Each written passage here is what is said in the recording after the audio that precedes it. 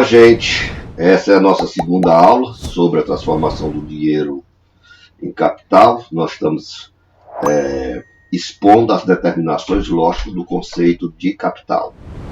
Inicialmente, numa primeira playlist, nós expusemos as determinações históricas e agora nós estamos expondo as determinações lógicas deste conceito. Eu disse no nosso vídeo anterior que essa separação entre história e lógica não existe, né? Eu estou fazendo essa separação apenas por uma questão didática, mas na verdade são inseparáveis, né? Tanto a história como a lógica são aí inseparáveis, são dois momentos no processo de reconstituição da totalidade chamada modo de produção capitalista, que é uma totalidade historicamente determinada, né? Marx diz, não sei bem onde, me falta a memória agora, se é no item 3 do livro 1, do capítulo 1, né? Ou se é em outro livro, se é nos Grund ou se é na Contribuição para a Crítica da Economia Política, mas Marx diz que cada categoria, né, traz a sua marca histórica. O que é que Marx quer dizer com isso? Marx quer dizer com isso o seguinte: se eu pegar a categoria mercadoria, ela traz em si a sua marca histórica, não só de nascimento, mas de toda a sua processualidade, né? Quando Marx diz a mercadoria é valor de uso e valor de troca, ele está dizendo que se trata de um produto, de um objeto que é produzido para fins de comercialização. É um produto produzido para o mercado, o que pressupõe uma divisão social do trabalho extremamente complexa que está por trás.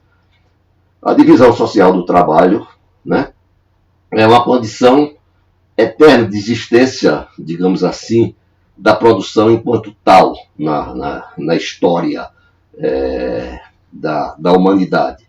Mas no modo de produção capitalista, né, a divisão social do trabalho assume características que são exclusivas da sociedade capitalista. E quem vai dar isso, essa exclusividade, essa particularidade, quem vai distinguir, né, a divisão social do trabalho de outras formas de divisão anteriores social do trabalho é justamente a forma particular em que essa divisão social do trabalho é posta. Então, nesse sentido, né, portanto, fica claro, né, que cada categoria traz em si, né, a sua marca histórica, a sua historicidade e, ao mesmo tempo, a sua logicidade, né? As suas determinações lógicas. Quando eu digo a mercadoria, valor de uso e valor de troca, eu já estou dizendo, já estou antecipando essas determinações, né, de uma categoria, né, que tem uma marca histórica, né, e que também, né, pode ser vista não só a sua Marx não só dar conta da sua historicidade, ao mesmo tempo em que faz a exposição das determinações lógicas desta categoria. Eu separei por uma questão não só de didática, mas por uma questão que eu quero explorar outras coisas, né, que se eu não fizer essa separação eu não vou conseguir fazer, né? Mas fica claro que a reconstrução, né, o capital é a reconstrução da totalidade, o capital, a obra, é a reconstrução da totalidade do modo de produção capitalista, em que essa contradição é ao mesmo tempo historicidade e logicidade das categorias. Quando Marx diz no capítulo 4, que é o capítulo que é o objeto de nosso estudo, diz que o valor de uso, que o capital, que o dinheiro é a forma por excelência em que aparece o capital, né? Marx faz referência tanto à circulação simples como ao capital comercial, né? O capital comercial, então, o dinheiro como capital traz a sua marca histórica, né, que se processa na realidade contemporânea. Só que Marx diz o seguinte: não precisa eu recapitular toda a gênese dessa marca histórica, porque ela se realiza todos diariamente diante dos nossos olhos. Né? Todo capital que chega pela primeira vez no mercado é dinheiro que é adiantado para se valorizar. Então, o capital comercial é essa marca histórica do capital na modernidade, no modo de produção capitalista. Só que eu queria explorar, né, mais, antes de entrar propriamente na lógica das determinações lógicas desse conceito, eu queria explorar, né, essa historicidade, né, para mostrar alguns aspectos que me parecem interessantes, inclusive para pensar o Brasil. Então, feito esse adendo, feito essa introdução, feita essa rápida introdução, nós terminamos a nossa exposição anterior citando uma passagem dos Grundrisse, na página 58, 59, na qual, né, Marx diz, né, que o homem é a chave da anatomia do macaco. Mas isso, e por analogia, a sociedade capitalista é a chave da anatomia das outras formas de produção pretérita. Mas isso deve ser visto, diz Marx, como um grão de sales. Ou seja, nada está de antemão dito que a possibilidade, que o homem é a possibilidade do desenvolvimento do macaco. Marx não está dizendo isso, né? Ibn Said cita essa mesma passagem para dizer o seguinte, né? Ele citando essa passagem no Marx, o Intempestivo, ele diz, é um grosseiro contrassenso, diz ele,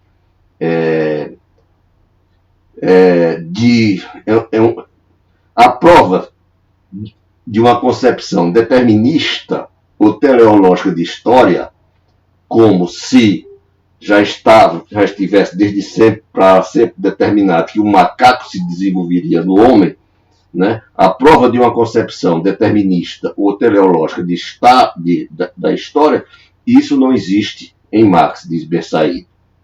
Pensar assim, diz Ben Said, é um grosseiro contrassenso. Trata-se, continua Ben Said, de um problema de conhecimento. A forma mais desenvolvida revela os segredos das formas menos desenvolvidas. Isso não quer absolutamente dizer que o homem seja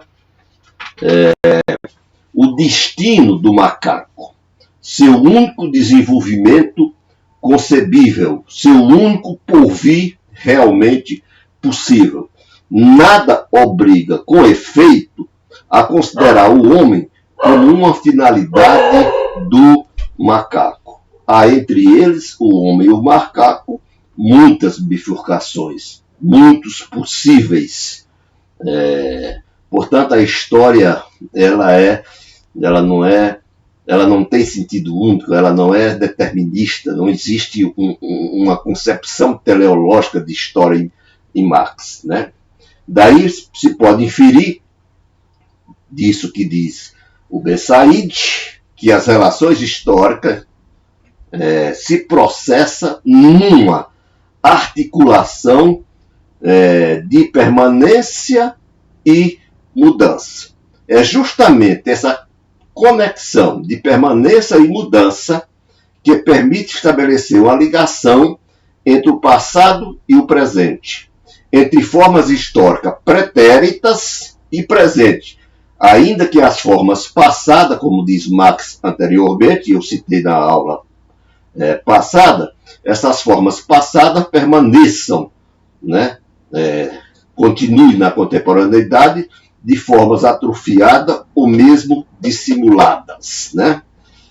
É essa relação entre o passado e o presente que Marx vê as formas antediluvianas do capital, notadamente o capital comercial, como formas históricas muito antes do capital ter estabelecido o seu próprio domínio sobre a produção.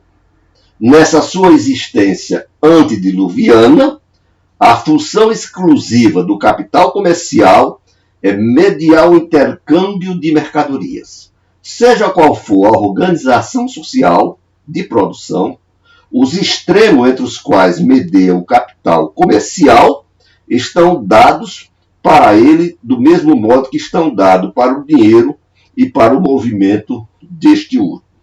A única coisa necessária é que esses extremos existam como mercadorias, não importando se a produção inteira é produção de mercadorias ou se no mercado se lança apenas o excedente de produtores que produzem por conta própria.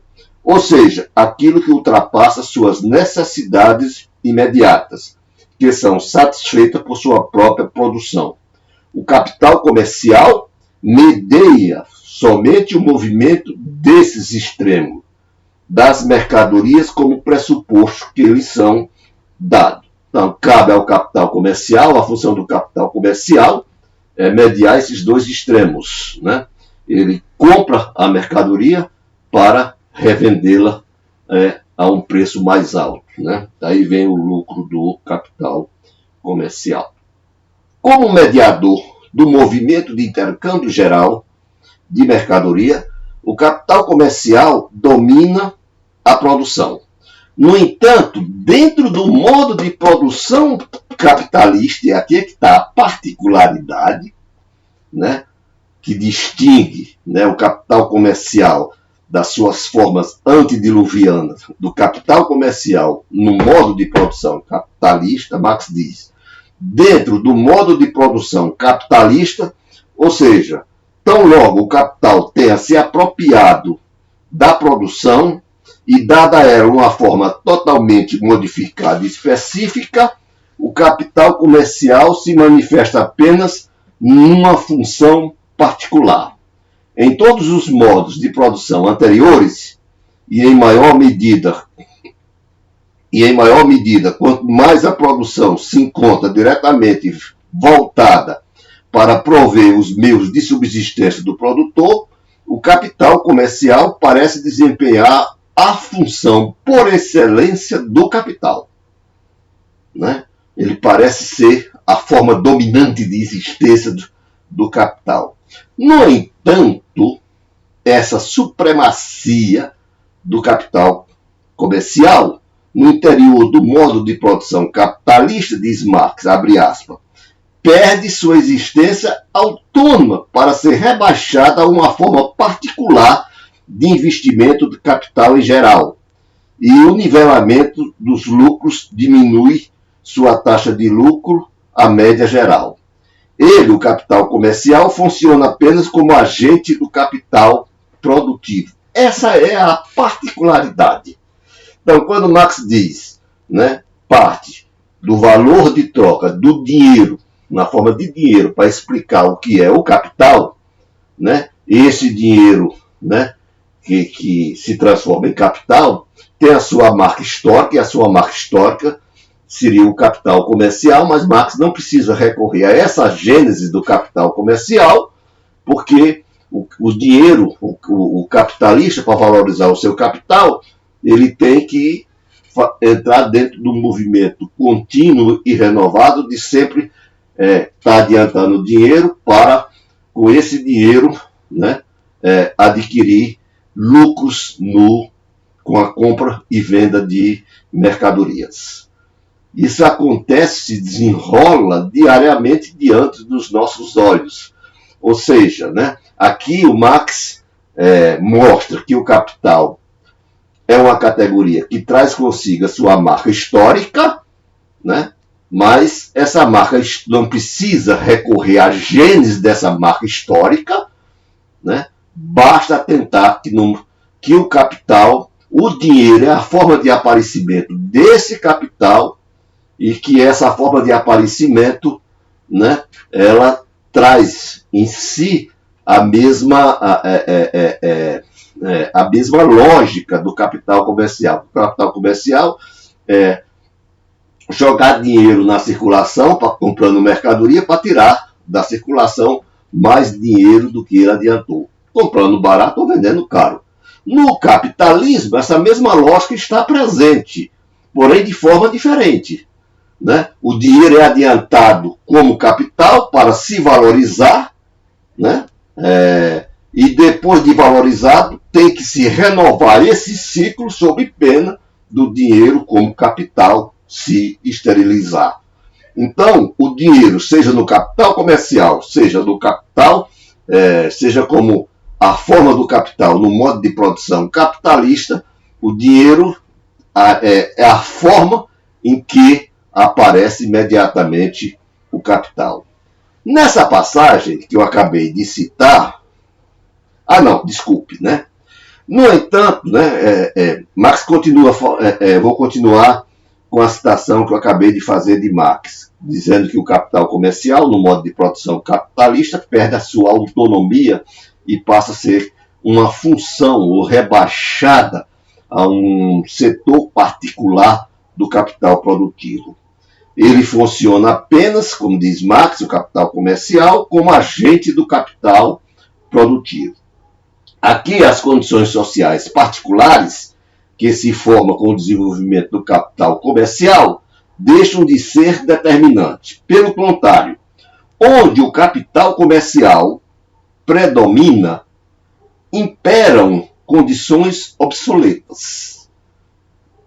Isso vale inclusive dentro de um país em que, por exemplo, as cidades puramente comerciais apresentam semelhanças muito mais evidentes com as condições passadas do que as cidades fabris. Então, o Marx está dizendo que, né, o capital comercial, né, mesmo quando ele se torna, quando ele não é de todo, digamos assim, rebaixado à condição de um momento de reprodução do capital produtivo, né, ele, né, apresenta certa exclusividade dentro de uma determinada realidade historicamente determinada. Então, nessa passagem, Marx deixa transparecer o caráter do desenvolvimento desigual das forças produtivas, ao ressaltar que onde predomina o capital comercial, abre aspas, diz Marx, imperam condições obsoletas, fecha aspas. Desse caráter do desenvolvimento desigual se vale Francisco de Oliveira, né, nosso grande e saudoso sociólogo, para definir a formação de regiões no interior de uma determinada formação social. Para Oliveira, né, o que preside o processo de acumulação, de constituição das regiões é o modo de produção capitalista e dentro dele as regiões são apenas espaços socioeconômicos em que uma das formas do capital se sobrepõe às demais. Oliveira diz isso, né, na Elegia para a Religião. No caso do Nordeste, é o predomínio do capital comercial que constitui como uma região particular, na qual sobressai a produção de algodão e da atividade pecuária. Como diz Oliveira, abre aspas, a forma predominante do capital que elevou o Nordeste ao algodoeiro pecuário à hegemonia regional é uma forma que, em última instância, encontrava-se fora da região Nordeste, encontrava-se na Inglaterra e em outros países centrais. A forma de produção do valor que esse capitalismo mercantil fecundou no Nordeste algodoeiro pecuário não era, porém, uma forma capitalista, embora sua lei mais geral de reprodução estivesse voltada para o mercado e fosse comandada pelas exigências que o capital mercantil fazia para constituir esse mercado mundial de matérias-primas. Então, é o capital comercial que é predominante dentro do Nordeste algodoeiro pecuário e as classes dominantes, as classes representantes deste capital, né, fecham a região, né, digamos assim, fecham a região, né, de tal forma que possa prevalecer os seus interesses, que é justamente né, que está subordinado à Inglaterra e ao capital mercantil de um modo geral. Quem conhece o Capital sabe muito bem que Marx não desenvolve todas as mediações históricas que pressupõem a transformação do dinheiro em capital, como eu falei inicialmente. Mas eu estou mostrando esse desenvolvimento histórico, essa historicidade, né, quase como Gênese, né, justamente para que a gente possa, né, ver de que forma, né, a gente pode utilizar a teoria marxista para dar conta de uma realidade diferente daquela em que surgiu o capitalismo clássico na Europa Ocidental, em que a Inglaterra era, digamos assim, um país por excelência que representava, né, o modo de produção capitalista.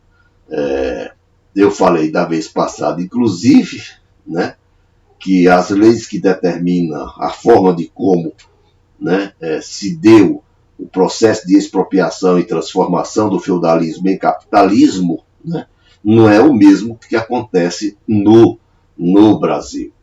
Eu quero dizer o seguinte, né, que não dá para pegar, transformar o capítulo 24, que é a gênese do processo de expropriação dos produtores, né, que é a chamada acumulação primitiva do capital, que é a origem do capital. Não dá para transformar esse capítulo 24 num esquema ou num modelo que possa ser aplicado diferentemente em qualquer região do mundo, né? As leis de reprodução de cada realidade historicamente determinada, particularmente diferenciada, né, exige, portanto, que se repense, né, as categorias, que se repense a teoria de Marx para dar conta da nossa realidade específica. É isso que faz um Chico de Oliveira, por exemplo, para definir o conceito de região, e é o que vai levar também outro grande historiador brasileiro, que é o Caio Prado Júnior, né, a repensar, né, o conceito de história, né, vai se apropriar corretamente do conceito de história em Marx para poder pensar a questão da revolução no Brasil.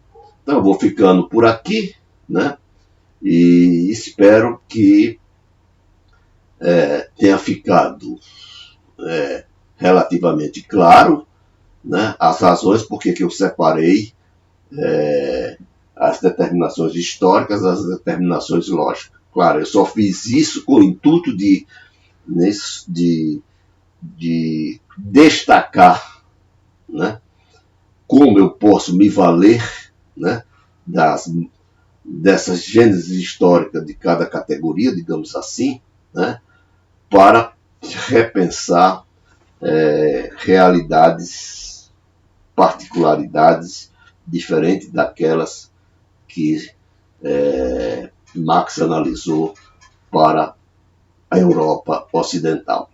Então, ficamos por aqui e até então o nosso próximo encontro.